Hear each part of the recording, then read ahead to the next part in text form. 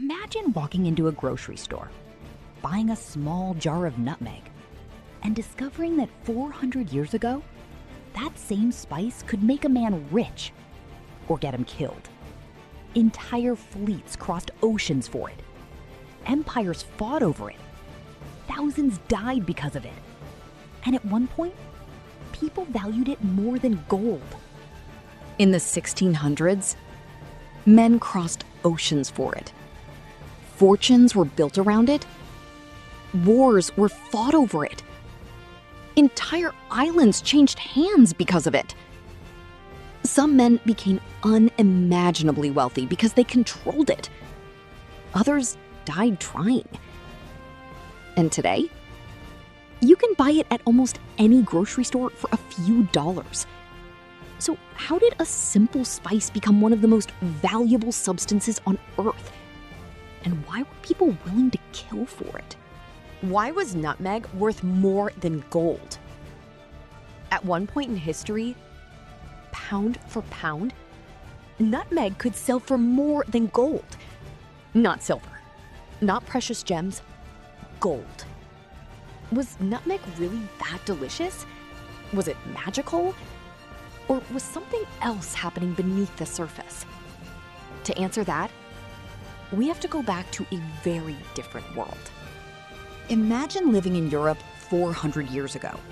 No refrigeration, no antibiotics, no supermarkets. Disease was everywhere. Food spoiled quickly. And one disease terrified people more than almost anything else: the plague. When plague outbreaks swept across Europe, people became desperate. They searched for anything that might protect them: medicines, relics, superstitions, and eventually, spices. Many people believed nutmeg could help ward off illness. Whether it actually worked didn't matter. What mattered was belief. And belief creates demand. There was just one problem. Nutmeg grew naturally in only one place on Earth, a tiny group of islands in present-day Indonesia, the Banda Islands. That was it.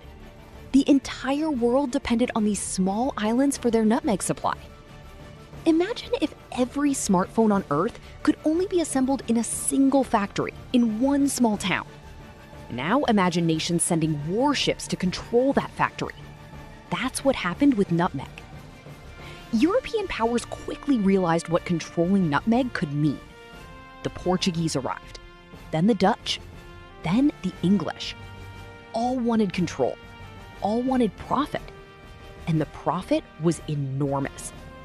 A sack of nutmeg purchased cheaply in Asia could be sold for many times its original value in Europe. The margins were staggering. But what happened next became one of the strangest trades in world history. In 1667, the English and Dutch negotiated a treaty. The Dutch gained control of Run Island, one of the world's most important nutmeg-producing islands. In exchange, the English kept a swampy settlement on the other side of the world, a place called New Amsterdam. Today, we call it New York City. At the time, the Dutch thought they'd won the deal. History had other ideas. Nutmeg wasn't used only for flavor.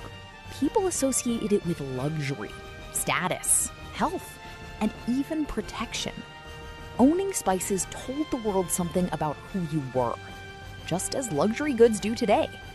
So, was nutmeg really worth more than gold? Economically, for brief moments in history, yes. But the real reason wasn't flavor. It wasn't nutrition, and it certainly wasn't magic. Nutmeg became valuable because scarcity meant fear.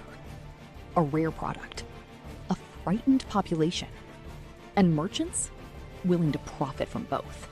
The story of nutmeg isn't really about spices. It's about human nature.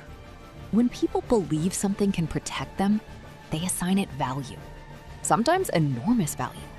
Whether it's medicine, technology, gold, or a small brown spice sitting quietly on a grocery shelf. The next time you see nutmeg, remember, people crossed oceans for it. Empires fought over it. Lives were lost because of it. And for a brief moment in history, it was one of the most valuable substances on Earth. Scarcity meant fear.